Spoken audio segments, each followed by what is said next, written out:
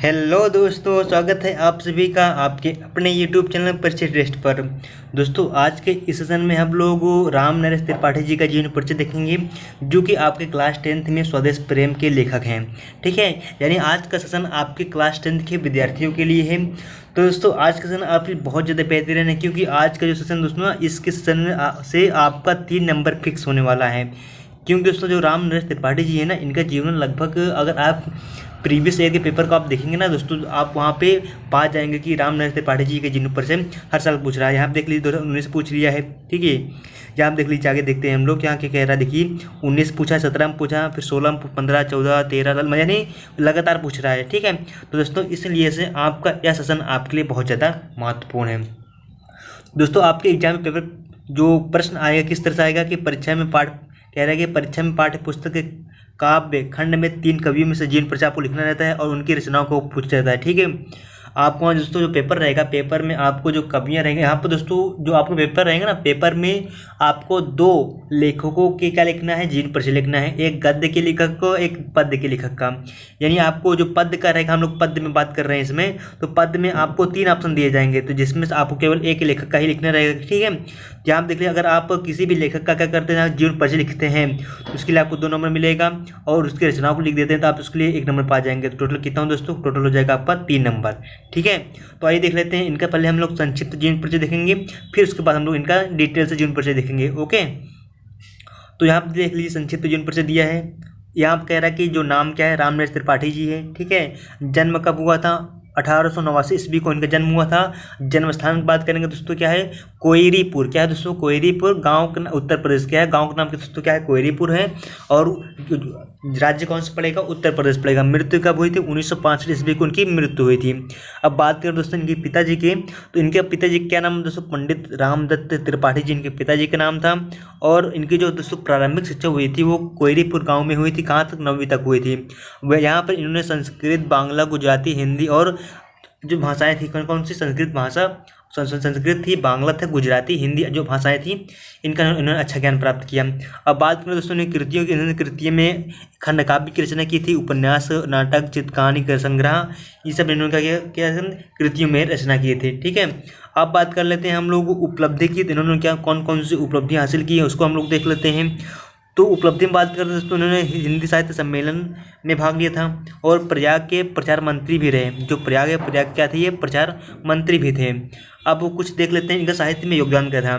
तो साहित्य में योगदान देखने से इसमें लिखा है क्या कि हिंदी का प्रचार प्रसार करना, हिंदी मंदिर की स्थापना कर साहित्य में बहुमूल्य योगदान दिया। ठीक है, ये किसका योगदान दोस्तों, राम नरेश त्रिपाठी जी का। तो आइए देख लेते हैं इनका हम लोग अब डिटेल से जीवन परिचय क्या है, डिटेल से देख लेते हैं। ठीक है, यहाँ कह रहा है जीवन परिचय देख लीजिए, 19 में सब पूछ रहा है ना, लगातार पूछा है। तो अब देख लेते हैं जीवन परिचय क्या है कि राष्ट्रीय भावना से ओतप्रोत काव्य का सृजन करने वाले राम नरेश त्रिपाठी जी का जन्म कब हुआ दोस्तों, 1889 ईस्वी को, 89 ईस्वी को इनका जन्म हुआ।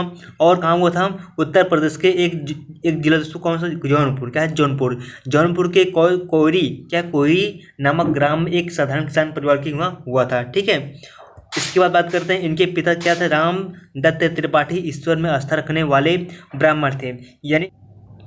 यानी इनके पिता क्या नाम दोस्तों, राम नरेश त्रिपाठी, रामदत्त त्रिपाठी है, और ये आस्था में बहुत ज़्यादा विश्वास करते थे। ठीक है, उसके बाद बात करते हैं हम लोग, केवल 9वीं कक्षा तक पढ़ने के पश्चात इनकी पढ़ाई क्या हुई, छूट होगी।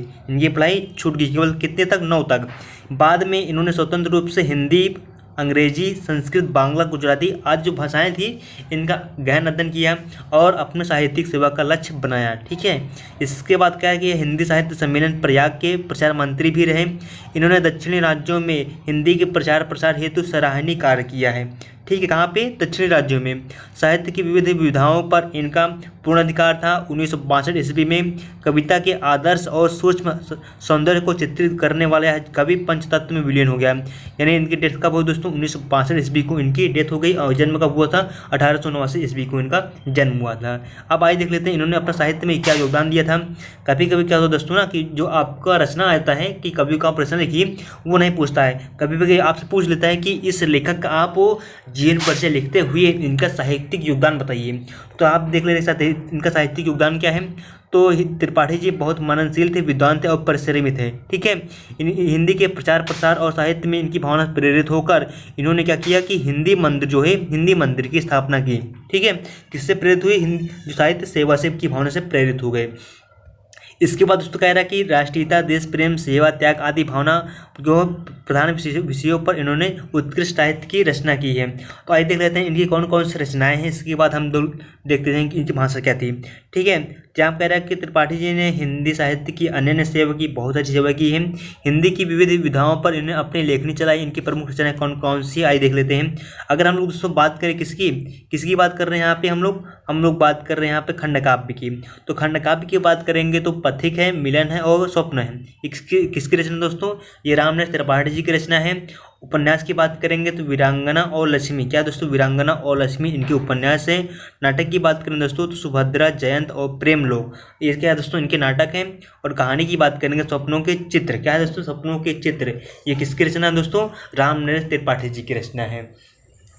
तो दोस्तों इस तरह से आपका ये जीवन परिचय यहीं पर समाप्त होता है। आपको अगर आप इतना भी लिख देंगे, आपको वहाँ पे जो एग्जामिनर रहेगा आपको 3 नंबर दे देगा। ठीक है, तो दोस्तों आज के लिए बस इतना ही, मिलते हैं अगले सेशन में। ओके दोस्तों, thanks for watching my video.